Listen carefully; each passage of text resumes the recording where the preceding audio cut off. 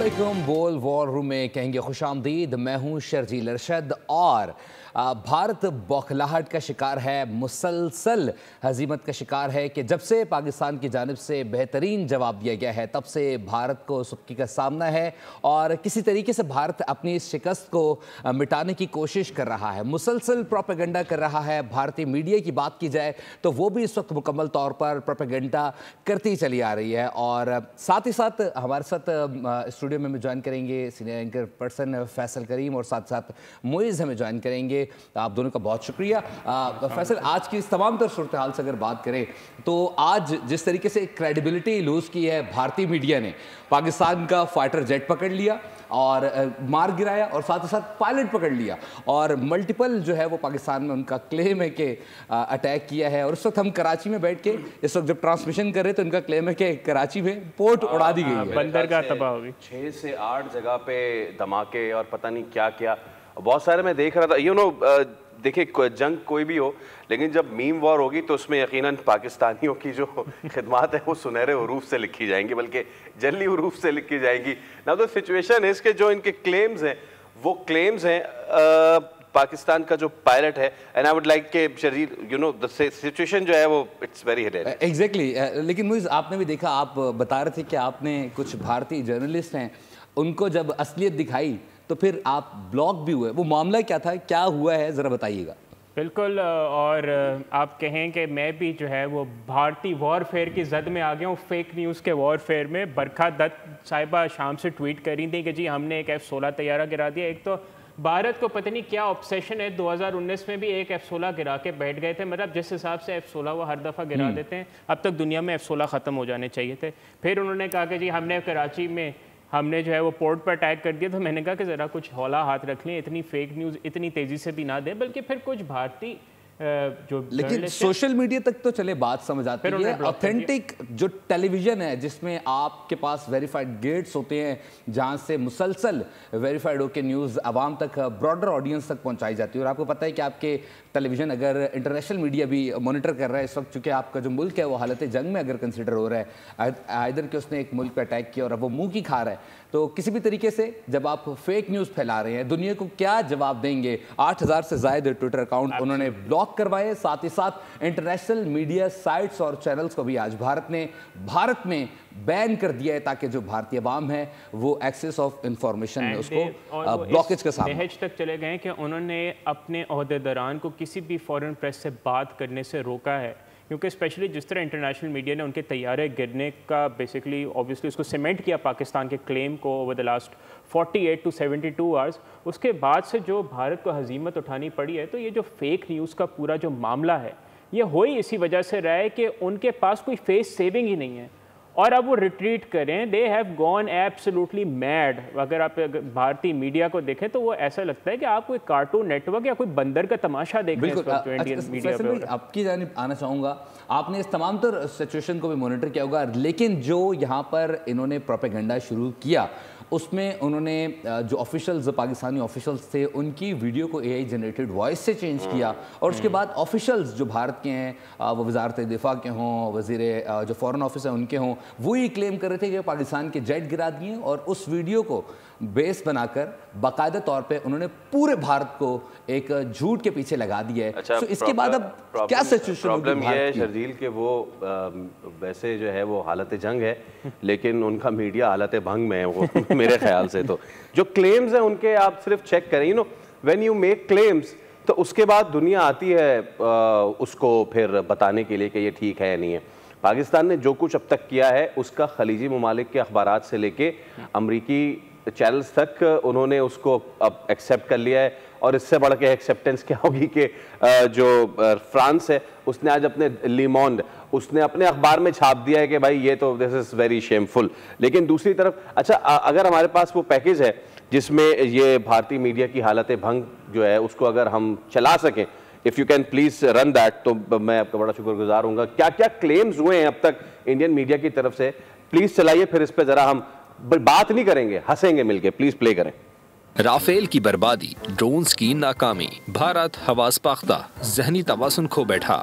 भारतीय मीडिया ने झूठ बोलने की तमाम हदें पार कर दी। भारतीय एंकर्स के मुंह के फायर और गोलाबारी, पाकिस्तान के कई शहरों को सफाई हस्ती से मिटाने का दावा कर दिया। भारतीय मीडिया में एंकर्स ने गेम्स और ग्राफिक फुटेजेस चलाकर पाकिस्तान के कई शहरों पर हमले करवा दिए। भारतीय तज्जियाकारों के भी निराले ढंग देखने में आए। जंग की हिकमत अमली ऐसे बताते रहे कि पबजी गेम चल रहा हो। 7 मई की रात दुश्मन के लिए तारीख बनाई तो भारतीय मीडिया नाकामी छुपाने के लिए खुद साख्ता और मन घड़त बयानियां बनाने लगा। और आपने पैकेज मुलाहिजा किया किस तरीके से भारत बौखलाहट का शिकार है, किस तरीके से रिपोर्टिंग कर रहा है, वाज़ेह तौर पर सामने आ चुका है। और जब हम बात कर रहे हैं इस वक्त भारतीय मीडिया क्लेम कर रहा है कि पाकिस्तान में जो कराची की पोर्ट है वो मुकम्मल तौर पर तबाह कर दी है, कराची इस वक्त अंडर अटैक है। लेकिन हम इस वक्त कराची में बैठ के पुरसकून माहौल में AC चल रहा है, ट्रांसमिशन कर रहे हैं और भारत के जो और भारतीय मीडिया रिपोर्ट का, इसको रिपोर्ट करना नहीं कहेंगे, इसको माहौल करना कहेंगे।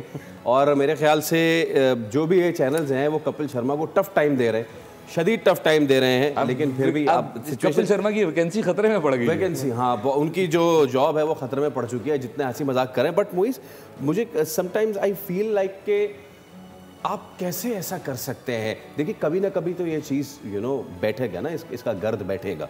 जब इसका गर्द बैठेगा तो आपके लोग, आपके देखने वाले आपसे सवाल करेंगे कि भाई आप क्या बेपरकी उड़ा रहे थे कि जी वज़ीर आज़म बंकर में चले गए, इनको किसी ने यहाँ से आके बताया था कि बंकर में चले गए, या फिर इनको किसी ने कराची पोर्ट से बताया था। आई रियली विश कि हम इस वक्त कराची पोर्ट की जो है वो दिखा सके मनाजिर लाइव कि क्या इस वक्त वहाँ पे हलचल है। या फिर मैं आपको सच्ची बात बताऊँ कि इस वक्त आप चले जाए बंस रोड पे, वहाँ पे आपको कितना रश मिलेगा, वहाँ पे खाने पीने के तमाम तर मामलात हैं।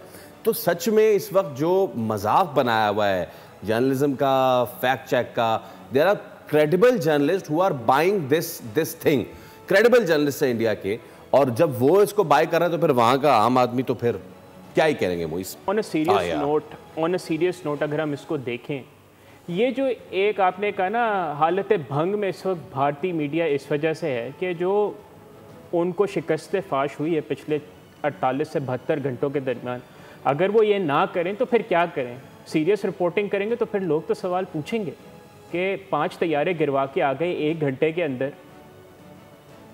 Yes exactly. और उसमें अब जाहिर सी बात है जब उनसे सवालात होंगे, आज तक उनसे सवालात होते हैं, बट ऑन द कॉन्ट्रेरी आप देख सकते हैं कि जब उनका जो माइंडसेट है वो माइंडसेट ये है कि वो 2019 के उस खिफ़त को वो हीरोइज्म में तब्दील कर रहे हैं, तो आप आगे उनसे क्या एक्सपेक्ट कर सकते हैं। So you can expect anything from them. But now coming to the factual situation, fact ये है कि DGISPR ने आज बहुत ही अहम और तगड़ी प्रेस कॉन्फ्रेंस की और उसमें उन्होंने कहा कि ज़रूरत नहीं है भारतीय मीडिया को कुछ बताने की, दिखाने की। जब पाकिस्तान हमला करेगा तो दुनिया में उसकी गूंज होगी। तो आज मोइस पूरा दिन जो है वो द ड्रोन्स, उनको हम शूट डाउन करते रहे। बहुत से लोग इसको कह रहे हैं जब लो एल्टीट्यूड ड्रोन्स होते हैं, और basically now the question is के ये इसराइली साख्ता ड्रोन है जो ये काम कर रहे हैं। सो द थिंग इज के मामला ग्रेव है, मामला इस वक्त भी सीरियस है और Pakistan is looking very closely. DGISPR ने एक जो चीज़ कही वो ये कही कि जो भी चीज़ मूव कर दी है वो हमारे रडार पे होती है। इस चीज़ को बड़ा वाजे कर दिया DGISPR ने। और अगर हम DGISPR के जो अल्फाज हैं उनको देखें, बड़ा नपतोला उन्होंने जो है वो आज जवाब। और ये जो सिचुएशन थी वो आवाम भी इस चीज़ की डिमांड कर रही थी कि बताया जाए कि बार बार जो क्लेम हो रहा है, जो ड्रोन्स आ रहे हैं वो क्यों नहीं गिराए जा रहे हैं, वजह क्या है। बड़ा टेक्निकल एनालिसिस के बाद ही जवाब दिया गया कि चूँकि ऑलरेडी पाकिस्तान अपना अगर एयर डिफेंस सिस्टम यूज़ करेगा तो भारत के लिए बहुत आसानी होगी उसे डिटेक्ट करने के लिए, इसलिए बहुत टेक्निकली तौर पर भारत को जो ड्रोन्स की स्ट्रेटजी थी उसमें शिकस्त दी गई है। सो बदलती हुई सिचुएशन है, लेकिन इस वक्त भारत जो है वो बौखलाहट का शिकार है और उसमें भारत को मुसलसल शिकस्त का सामना भी करना पड़ रहा है। We are being joined by brigadier retired Waqar Hasan sahab. Brigadier sahab, thank you so much. We know के इस वक्त जाहिर सी बात है रात का ये पहर है, बट द थिंग इज़ के यू आर जॉइनिंग अस, हम आपके वैसे भी तहे दिल से शुक्रगुजार है। So situation is very grave, लेकिन इसमें भी भारत जो है वो ये मजाक का पहलू उसने निकाला हुआ है you know you have been involved in these discussions वहाँ पे जाके, और आपने बहुत फैक्चुअल गुफ्तगू भी की, we have been listening to you, लेकिन जब वहाँ पे जब इस तरह की मज़ाहिका खेज़ बातें हो रही हों इतनी सीरियस सिचुएशन में, how can you miss report, how can you miss guide, how can you miss present the facts like इस तरह कि जब दुनिया अब लाइव कुछ भी कहीं पे भी देख सकती है, वो कहीं पे भी कोई भी चीज़ एक्सेस कर सकती है, वो देख सकती है कि Karachi port is up and running. By the way अभी तो जाहिर सी बात है बंद है बिकॉज इट्स नाइट, लेकिन वो कह रहे कि जी आईएनएस विक्रांत यहाँ पर आ गया, इस्लामाबाद को ऐसे कर दिया, पेशावर को ऐसे कर दिया। आई मीन सर पीटने का दिल करता है। वो कहते हैं ना कि मुझे वो चाहिए जो कि नस्ली हो, तो ये दुश्मन भी मेरा ऐसा है कि मैं सर ही पीटूँ, इस पर क्या बात करूँ, इन पर क्या बात ना करूँ। ब्रिगेडियर साहब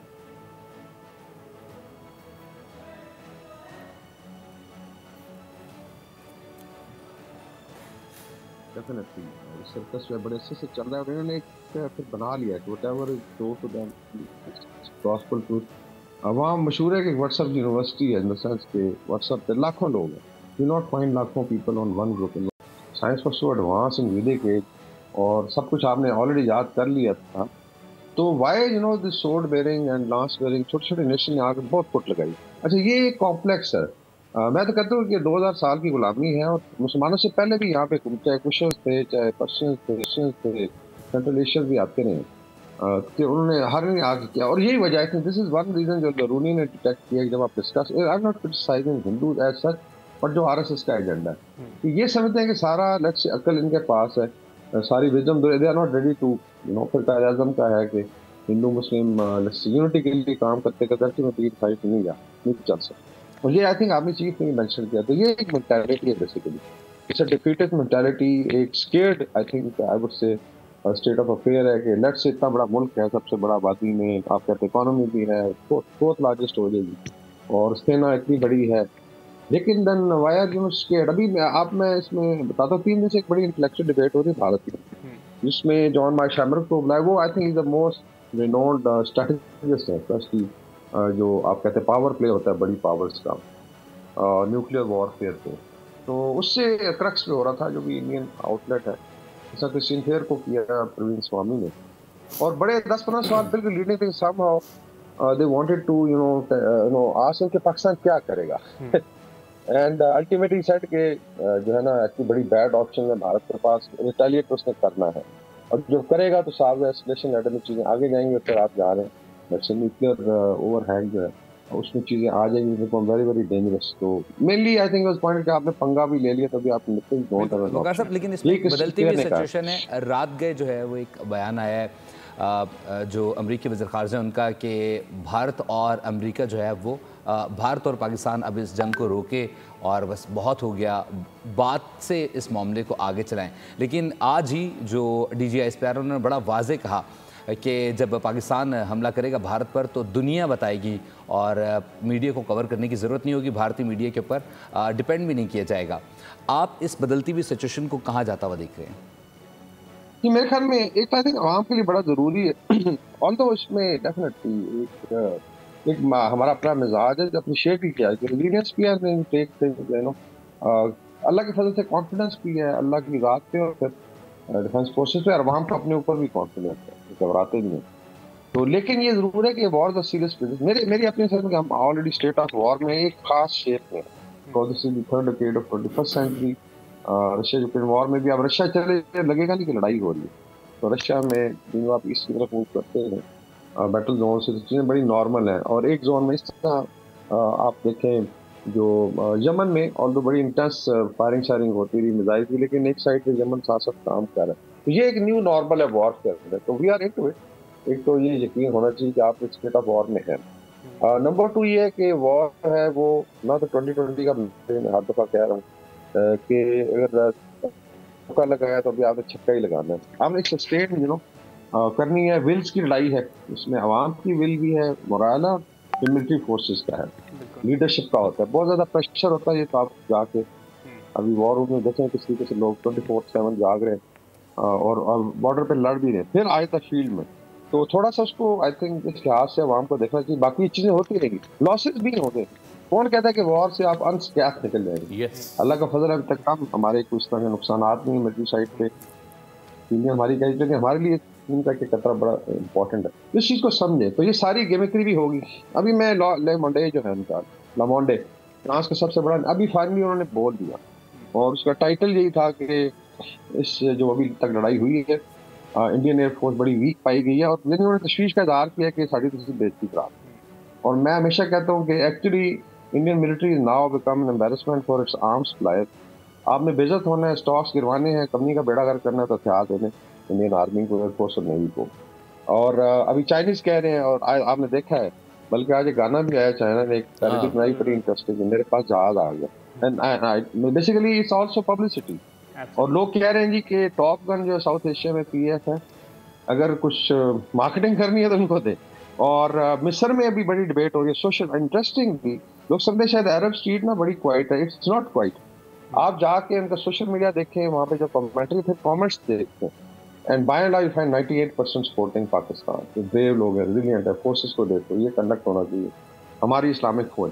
इसी तरह टर्की में 100% सपोर्ट है। साउथ एशिया में यू गो टू नेपाल, आप जाएं सोशल मीडिया पे, वो तो आप रिक्वेस्ट करेंगे कि अगर आप दिल्ली को कैप्चर करेंगे तो हमें लिखो के इलाके अगर चंदिया ने दिए उससे कम हमें वापस चाहिए। बांग्लादेश, तो ये देखें ये क्या है, व्हाट इज दी, अल्लाह का फजल है। दूसरा ये कि पाकिस्तान की मिलिट्री ने यूं तो जवाब दिया, 5 जहाज गिरने, इट्स काइंड ऑफ रिकॉर्ड। और ये हाई टेक जहाज हैं जो 60-70 किलोमीटर शायद अंदर से उन्होंने फायर किया डरपोकों ने, and then they were taken out. तो इस पर बड़ा आई थिंक एनालिसिस हो रहा है। आई थिंक अभी मॉडर्न ने कहा कि पूरी वेस्टर्न जो let's say military industrial complex है, जो उनकी सिक्योरिटी कम्युनिटी जिसको बोलते हैं, they are now looking at, बड़ा एनालाइज करनी है किया कैसे है। तो बाकी लोग ये कह रहे हैं कि यार जहाज, एक आई थिंक मिस्री ने कहा कि जहाज अमेरिकन हो, आप F-35 ले जाएं, आप Su-30 ले जाएं, आप रफाइल ले जाएं, but if you have Pakistani air force on the other side you had it. तो बात वही है कि मैन बिहाइंड द गन का है, and I think this is one demoralising factor कि वहाँ पे तो चलिए दूसरा पाकिस्तान के रिस्पॉन्स का वेट। और मेरे ख्याल में क्योंकि 2020 का मैच नहीं है, लेट द मिलिट्री डिसाइड, उनको इजाज़त मिली है, इंशाल्लाह रिस्पॉन्स भी आ जाएगा। उसमें एक होता है जज्बात है कि साढ़ा क्यों नहीं होया हाले तक, मतलब वही मैं कि फायरवर्क्स तो नहीं है कि आपने या कोई कबड्डी का मैच है कि उन्हें नंबर ला लिया, तो वॉर है उसमें इंशाल्लाह ताला। अगर भारत ने 14 दिन लिए तो कोई 24-48 घंटे दे दे पाकिस्तान को। और हैमर शील्ड है, ये अभी तक शील्ड सिर्फ डिस्प्ले हुई है, हैमर ने भी आना है।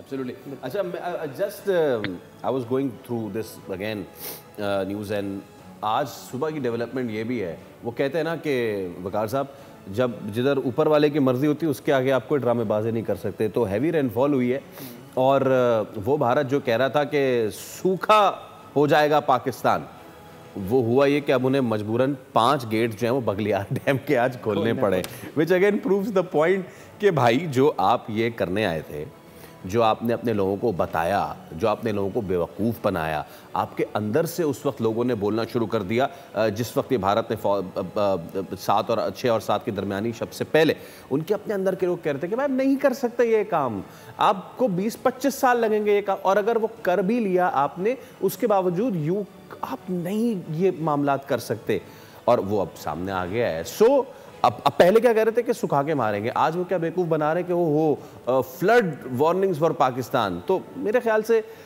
We can see in a day और to this again falling flat just like Pahalgam drama. जिसका इनका अपना एनालिसिस आएंगे, जो सबसे अच्छे आई थिंक जो रिवराइन सिस्टम पे यूनिट के आई वुड से एक्सपर्ट्स हैं, उनके भी मजबूत छपे हैं। चाहे उसमें सबसे बड़ा इंटरेस्टिंग है, अगर आपने कहते हैं सुखाना है इंडस को, तो पूरा जो मकबूजा कश्मीर है उसमें अगर सारा स्टोर करना पड़े तो there be 20 feet of water in occupied Kashmir, just imagine, मतलब इतना अब्सर्ड है। तो प्रैक्टिकल। अच्छा, दूसरा एक इंडस रिवर की ज्योग्राफी देख ले, स्टार्ट ये लेट्स से तिब्बत से होता है, भारत के अंदर से एक शौक रिवर गिरता है इसमें, ठीक है ना, और वहाँ पे एक नाला ही है। बाकी जो इसकी ट्रिब्यूटरीज हैं जो जीबी में मेन पाकिस्तान में, लेटर ऑन फिर बाकी दरिया जा करते हैं, इट्स ग्लेशिएटेड फ्लड रिवर, और अल्लाह के फजल से इसका तो वैसे भी प्रैक्टिकली आप कुछ नहीं कर सकते। दूसरा ये कि आप जो है वो कह रहे हैं जोन ही नहीं है। देखें अभी दयामी बादशाह, अगर आप बना रहे बड़ी मुश्किल से एक जगह सर्वे करके सिलेक्ट किए, ऑल द वे पूरे गिलगित में एक स्पॉट मिला। तो बाकी जो है लेट्स से जो वहाँ पे नाला सा है, गॉर्जेस हैं, ऑलमोस्ट जो सियाचिन का इलाका उन इलाकों से निकलता है। अगर सब इसमें एक अहम बयान वज़ीर दिफा का आया है, उन्होंने कहा है कि हमारे पास दिनों में इंतज़ार करने और तहम्मुल दिखाने का वक्त नहीं है। सो डू यू थिंक कि ऐसे की प्लानिंग हो रही है कि फौरी तौर पर जवाब दिया जाए या फिर वेट एंड सी की स्ट्रेटजी अपनाई जाएगी? नहीं, आप अपने वज़ीर दिफा की बात करें। सॉरी, अपने वज़ीर दिफा का आया बयान। जी जी जी, वज़ीर जी, दिफा ख़ालिद आसिफ ने उसमें उन्होंने बयान दिया है। उन्होंने एक टेलीविज़न से गुफ्तगू में उन्होंने कहा है कि हमारे पास तहम्मुल और सब्र करने और दिन गुजारने का वक्त नहीं है, हमें फौरी रिस्पॉन्स करना चाहिए। जी, आई थिंक देखें, असेसमेंट होती है, कल रात की भी बात हो रही थी। बाकी वही बात है कि आपने सारे स्टेप्स जो है ना आगे देखने हैं। There is going to be a counter response. आज जयशंकर ने भी कहा ईरानी वज़ीर ख़ारजा के सामने कि बड़ा सख्त होगा ये हमारा।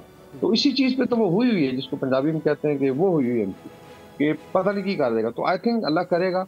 आई don't know, I am not privy to it. जब भी आता है, और आज ही ISPR ने आई थिंक हिंट किया कि फिर दुनिया देखे। लास्ट टाइम भी देखा था दुनिया, लेकिन I think this is going to be, मेरे ख्याल में मेरी सजेशन है कि ओवरवेलमिंग हो, स्पेक्टेकुलर भी हो और सही टारगेट्स हो, और टारगेट्स बहुत हैं भारत में।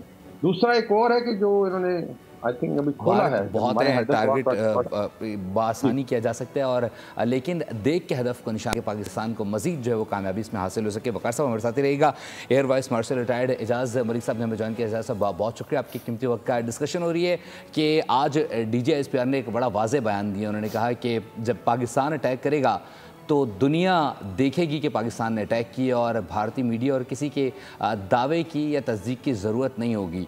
कैसे देखते हैं आप इस बयान को? और ऐसे में आज जो अमरीकी वज़ीर ख़ारजा उनकी जानिब से कहा गया है कि भारत और पाकिस्तान जो है वो बातचीत से इस मसले को हल करे, मज़ीद एस्केलेशन ना बढ़ाई जाए। यकीनन इस वक्त यही लग रहा है कि इंटरनेशनली मीडिएशन की कोशिशें शुरू हो गई हैं। रिपोर्टेडली कल सऊदीया के जो मिनिस्टर हैं, फॉरेन मिनिस्टर, वो भी पाकिस्तान और इंडिया का जो है ना क्विक दौरा कर रहे हैं, क्योंकि दुनिया को अब ये रियलाइजेशन है कि जितनी तेज़ी से ये एस्केलेशन हो रही है, और भारत ने जिस तरह फुल स्पेक्ट्रम वॉर जो है वो मुसल्लत कर दी है पाकिस्तान पे, तो उसके जवाब में पाकिस्तान भी जो है बड़ी तेज़ी से एस्केलेशन लेडर पे जाने का उसका इम्कान लग रहा है। जैसे आपने भी DG ISPR के स्टेटमेंट को कोट किया, या डिफेंस मिनिस्टर ने भी इवन जो है, मैं एक शो में था एक और चैनल पे, तो वहाँ पे वो हमारे साथ लाइव थे, तो उनसे जब ये सवाल किया गया तो उन्होंने जवाब दिया। उससे भी यही चीज़ ग्लीन की जा सकती है कि Pakistan is prepared for real retaliation, और जो कि हमें राइटफुली करनी चाहिए। एब्सोल्युटली। एजाज़ साहब, जरा आपसे एक सवाल ये था कि अगर आप आज के इवेंट्स देखें तो आज हमारे DG ISPR ने बड़ी एक ज़बरदस्त और ज़िम्मेदाराना प्रेस कॉन्फ्रेंस की, और बड़ा क्लैरिटी के साथ उन्होंने प्रूफ्स, एविडेंस के साथ अपना मौक़िफ़ सामने रखा। और जिस तरह उन्होंने कहा कि जब पाकिस्तान अपने मर्ज़ी के वक्त पे और जगह पर रिटेलिएट करेगा तो दुनिया को पता चल जाएगा, और जब पाकिस्तान ने भारतीय तैयारे गिराए तो विदाउट इंडियन मीडिया तो आज तक नहीं उसको जो है खोल कर रिपोर्ट कर पाते, क्योंकि जो अंदर वहाँ पे हालात हैं, लेकिन अब पूरा इंटरनेशनल मीडिया इंडिपेंडेंट सोर्सेज को मान रहे हैं। और ऑन दी अदर हैंड अगर हम इंडिया का रिस्पांस देखें, जिस किस्म का वहाँ पे एक फेक न्यूज़ का एक वहाँ पे एक ऐसा फ्लड गेट्स ओपन हो गए हैं जिसकी कोई रोकथाम ही नहीं है, तो डजंट इट शो कि एक तरफ से सच्चाई है, पाकिस्तान ने इतना ज़्यादा डेमोक्रेटाइज कर दिया इन्फॉर्मेशन को, हर चीज़ बताई जा रही है बड़े ज़िम्मेदाराना अंदाज में, और ऑन दी अदर हैंड एक पूरा एक समझे कॉमेडी है, तो doesn't it show that India has already fallen flat on its face? देखिए, हैं तो वो हमारे दुश्मन, लेकिन वो उनकी जो बौखलाहट है और जो उनकी फ्रस्ट्रेशन है, और वो जिस सिचुएशन में फंस गए हैं, कभी तो उन पे जो है ना तरस आता है और कभी हंसी भी आती है। फॉर एग्जांपल आप देखिए कि उन्होंने जितनी तेज़ी से उन्होंने मीडिया हाइप क्रिएट की, वो जिन बेसिक अजम्पशंस पे उन्होंने सारा अपना प्लान बनाया हुआ था, उनका जाहिर है एक कोई भी एक जो इंडिया के पैटर्न को और इंडिया के जो स्टेट्समैनशिप होती है वो उसको फॉलो करता हो कोई, तो वो ये समझता है कि इनका ये पैटर्न है। कम से कम सन 2000 से तो ये इस तरह के फॉल्स फ्लैग ऑपरेशन और उसकी आड़ में अपने कुछ डोमेस्टिक ऑप्टिक्स और कुछ इंटरनेशनल जो है एडवांटेज लेने के लिए वो ये रिपीटेडली ये काम करते रहे। लेकिन उनकी पहली जो बेसिक असम्पशन थी वो ये थी कि उनको इंटरनेशनली डिप्लोमेटिक चैनल्स पे पाकिस्तान पे एडवांटेज है और उनको सपोर्ट मिलेगी, लेकिन वो बिल्कुल उसके बरक्स हुआ। Starting from US president, vice president और सेक्रेटरी स्टेट, उन सब ने या तो एक न्यूट्रल सा रिस्पांस दिया या फिर ऐसी जो है ना उनकी स्टेटमेंट्स आई जो कि तमाम जो हैं वो एक दूसरे से बड़े जो है वाइड आइसोलेशन में जा रहे हैं अपने पॉलिटिकल ओरिएंटेशन की वजह से। तो वो भी गलत साबित हुआ कि अवाम तो एकदम से बिल्कुल मुसल्लह फौज और हुकूमत के साथ खड़ी हो गई और वो ओवरनाइट वो जो है वो एक कौम बन गई। यानी वो 65 वॉर का जज्बा जो है ना वो आज आपको पाकिस्तान के हर शहर में जो है ना नजर आता है। Yes and I would like to take your this comment to brigadier Waqar as well sir. Waqar sahab, यकीनन आप 15 दिन पहले चले जाएं और हम क्या कर रहे थे 15 दिन पहले और आज का आप देख लें तो right from Kashmir to Karachi आप देख सकते हैं कि सब यक आवाज़ हैं, एक पेज पे हैं, एवरीवन इज़ लाइक कि भाई इसका तो मुंह तोड़ जवाब देना है। तो भारत ने जो अपनी बेवकूफ़ी की तो की, अपने जो उन्होंने जहाज़ अब कबाड़ के दाम में फ़रोख्त करवाए वो तो करवाए, लेकिन एक उन्होंने ब्लेसिंग इन डिस्गाइज हमारे लिए काम कर दिया जिसकी हमें इस वक्त सबसे ज़्यादा ज़रूरत थी। United us, gave us the reason कि हम एक पेज पे आ जाएं और ब्लेसिंग इन डिस्गाइज हुआ ही हमारे लिए। आई थिंक ये बिल्कुल इनकी मिसकैलकुलेशन, 3-4 जंक्शन मैंने जो एनालाइज की आई थिंक मास्टर साहब कह रहे थे। वन इज ऑफ कोर्स के डिवाइडेड फॉर्म है और यहाँ तक इट वाज वेरी absurd जब गौरव वाली जैसे स्टूपिड लोग कह रहे थे कि आप पीछे से आप पढ़ जाना और गाना पढ़ जाए, इवन पीसीआई के लोगों के by and large I think सारा काडर इस तरह नहीं है, मे भी कुछ लोग हैं जो बाहर से बैठ के इस तरह कर रहे हैं। सो आपने देखा अपोजिशन की तरफ से भी स्पीचेस भी हुई, फिर बलूचिस्तान से लश्कर ने कहा कि अल्टीमेटली इंशाल्लाह वी जॉइन केपी से बुजुर्ग हैं। और मैंने ये भी आई थिंक अपनी वेटरन कम्युनिटी में देखा, हमने खुद भी वॉलंटियर किया है और आज भी है।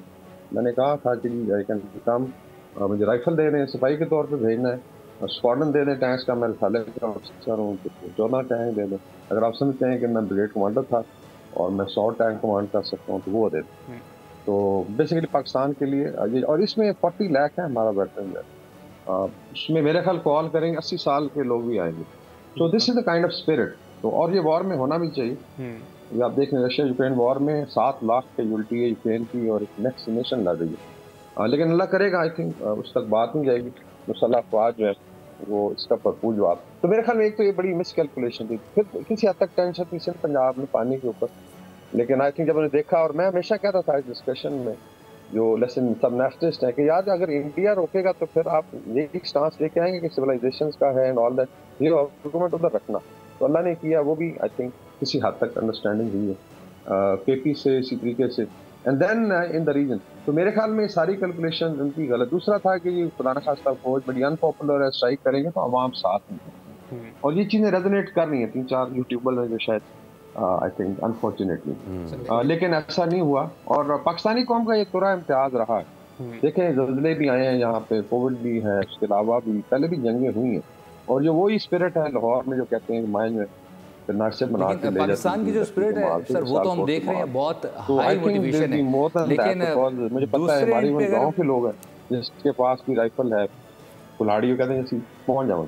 तो आई थिंक टोटल मिसकैलकुलेशन। हाँ, भारत को अभी अपना देखना चाहिए घर, जहाँ ईस्टर्न पंजाब में आज आवाज़, ऑनेस्टली मैं प्रोपेगेंडा नहीं कर रहा, it's not only Gurbachan Singh Pannu की कॉल, बट कॉमन पंजाबी कह रहा है, इंडियन पंजाब की बात करूँ। टाइम लोग गलत समझते हैं कि जी आप मोदी या पंजाब मरवा देगा दोनों, कि न्यूक्लियर वॉर होगी, कोरोना, तो तुसी अपनी जंग जो कहते हैं लै जाओ गुजरात, अंबानी ते अडानी दे पिंड, ताकि उधर जो है पाकिस्तान वो लड़ेंगे, उनका नुकसान हो।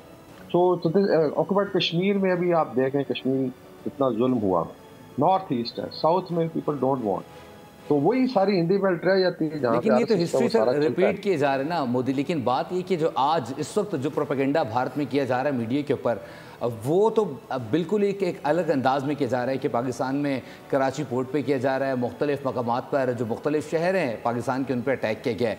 यकीनी तौर पर जब सुबह होगी और जो भारतीय अवाम है, जो लोग हैं, वो सब कोर्ट के देखेंगे कि ऐसा तो कुछ हुआ ही नहीं है, कितनी बड़ी हजीमत का सामना उठाना पड़ेगा मोदी को और क्या कॉन्सिक्वेंसेस इनको एक्सपेक्टेडली फेस करने पड़ सकते हैं। कि वही I think international community Aahista Aahista despite के देखें वेस्ट का एक वेस्टर्न इंटरेस्ट है। मैं कह रहा हूँ वेस्ट की सॉरी टू से स्पेशली इसमें अगर मैं देख लें कि एडवाइजर भी हैं, अभी मैं पता है कौन कौन बैठा हुआ जहाँ पे इजरायली डेफिनेटली आए हुए हैं। लॉट ऑफ यूरोपियन कंट्री जो लेट्स से फ्रांस अगर देता है इस वक्त उनके इंजीनियर वहाँ पे आए हुए दिल से नहीं है, लेकिन नाउ दे रियलाइज कि यार ये इतनी थर्ड क्लास किस्म की इनकी लीडरशिप है जो बेइज्जती भी कराती है और फॉल्स प्रोपेगेंडा करती है and then they also tell us. तो मेरे ख्याल में भी एक्सपोज हो गया। अभी अगर वेस्ट के बड़े अखबार हैं, CNN है, जो बड़े सख्त I think they take very hard stance in Pakistan. मैं इसका देख रहा था यल्दा हकीम का इंटरव्यू, जो डॉक्टर हसन था हमारे इन्वेस्टर हैं, बड़े उन्होंने तहम्मुल के साथ उसको पैरी किया। तो ये तो कहते हैं टिड्डो मतलब साढ़े खिलाफ, लेकिन जब सच सामने आया है तो I think they will have to. अभी CNN की शायद रिपोर्ट आई, इसमें वो प्रेस कर रहे हैं कि बैटल हार्डन फौज रिपोर्ट्स हैं, हमें गलत पंगा लिया, लेकिन आई थिंक थोड़े का भी आना बाकी है। Let's wait. यस बिल्कुल बिल्कुल। एंड लास्ट कमेंट AVM साहब, अब अमेरिका से भी, खैर अमेरिका तो पहले दिन से ही जब से शेम का नारा लगाया ट्रंप ने, तब से भारत को अज़ीमत हो रही है। Now the latest development is के दोनों पाकिस्तान और भारत से कहा कि जी अब enough is enough and let's stop. So आपको भी लगता है कि अब मामला जो हैं वो ठंडे पड़ने जा रहे हैं या फिर there is more to come? जी मेरे ख्याल में जाहिर है अल्टीमेटली कोई भी कॉन्फ्लिक्ट हो वो अल्टीमेटली उसका एक कंक्लूजन होना होता है और it has to be followed up through dialogue और ऑन नेगोशिएशन टेबल। लेकिन मेरा अपना ख्याल ये है कि अभी पाकिस्तान का रिस्पांस बाकी है। अभी हमने जो भी इक़दामात किए वो थे एयर डिफेंस के। इवन हमने जो काइनेटिक डोमेन में उनके जहाज़ गिराए, ड्रोन गिराए, वो रियल टाइम में जो उन्होंने इंग्रेस की, हमने उसका रिस्पांस दिया। लेकिन हमारे starting from LOC to working boundary to international border, वो जिन्होंने पाकिस्तान की एक सवरन स्टेट की जो उसके ऊपर जो जंग मुसल्लत की है, उसका जवाब तो एक स्ट्राइक की सूरत में ही बनता है। और फिर उसके बाद जब हम एक अच्छा उनको सबक सिखा लें तो फिर यकीनन मुज़ाकरात या डिप्लोमेसी के थ्रू उसको फॉलो अप करके फिर एक अमन का एक लंबा वक्फा जो है वो दोनों को मौका मिलना चाहिए। Yes, absolutely. ठीक है sir. You know the situation right now. I've got some current pictures of Karachi port. I can see right now in my mobile. और हम अगले घंटे में आपको दिखाएंगे कि इस वक्त कराची पोर्ट क्या पूरा पाकिस्तान अल्हम्दुलिल्लाह इंटैक्ट है। लेकिन दूसरी जानिब वहाँ पे इंडिया में इस वक्त अभी तक खौफ और हरास की फ़िज़ा बरकरार है। रियली विश कि हम बर्न्स रोड के इस वक्त के लाइव मनाजिर आपको दिखाते, जहाँ पे लोग इस वक्त खाना वाना खा रहे हैं, और फिर वहाँ दिल्ली गेट के मनाजिर दिखाते हैं जिसको एवैक्यूएट किया है।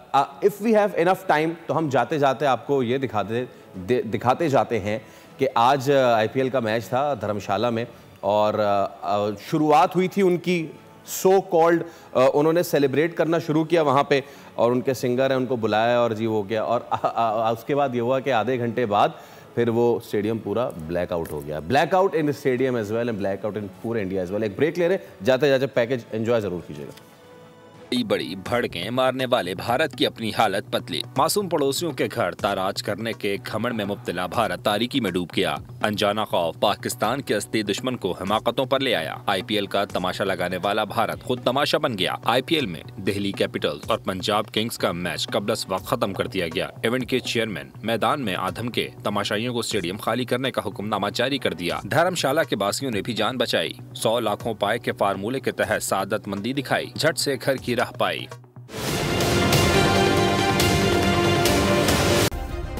सब्सक्राइब करें और बेल दबाएं ताकि कोई खबर रह न जाए।